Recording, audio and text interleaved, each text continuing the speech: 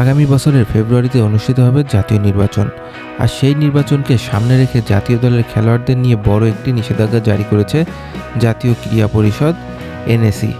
এক অফিসিয়াল চিঠিতে সব ফেডারেশনকে জানানো হয়েছে যে জাতীয় দলের কোনো খেলোয়াড় সরাসরি বা পরোক্ষভাবে কোনো রাজনৈতিক দলের নির্বাচনী প্রচারণায় অংশ নিতে পারবে না। এনএসির পরিচালক মোহাম্মদ আমিনুল এহসান স্বাক্ষর করা চিঠিতে বলা হয়েছে, জাতীয় দলের খেলোয়াড়রা দেশের সম্পদ এবং সবার কাছে একাত্মার প্রতীক।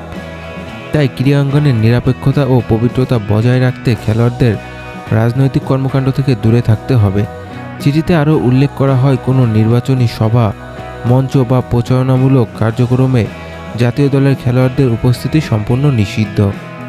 খেলোয়াড়দের শুধুমাত্র ক্রীড়া নৈপুণ্যতার মাধ্যমে দেশের সুনাম রক্ষা করা নির্দেশ দেওয়া হয়েছে এবং নির্দেশনা কঠোরভাবে অনুসরণ করতে বলা হয়েছে।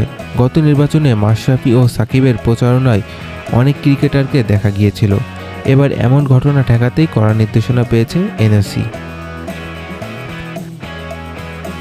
আইসিসি আর এসিসি টুর্নামেন্ট মানে ভারত পাকিস্তান একই গ্রুপে, এবারও তার ব্যতিক্রম হচ্ছে না। বিভিন্ন গণমাধ্যম জানাচ্ছে, আসন্ন টি-20 বিশ্বকাপ ভারত পাকিস্তান ম্যাচ অনুষ্ঠিত হবে আগামী 15 ফেব্রুয়ারি কলম্বোতে।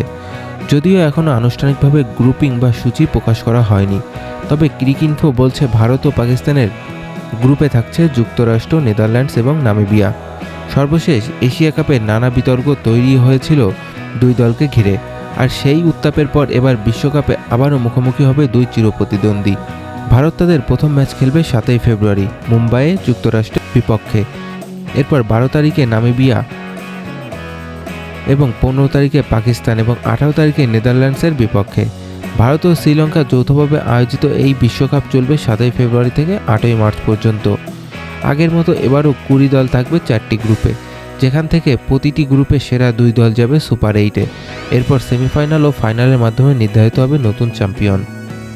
আগামী ডিসেম্বরে বাংলাদেশ সফরে আসছে পাকিস্তান অনূর্ধ্ব-19 নারী ক্রিকেট দল, আর কক্সবাজারে অনুষ্ঠিত হবে 2 দলের 5 ম্যাচের টি-20 সিরিজ।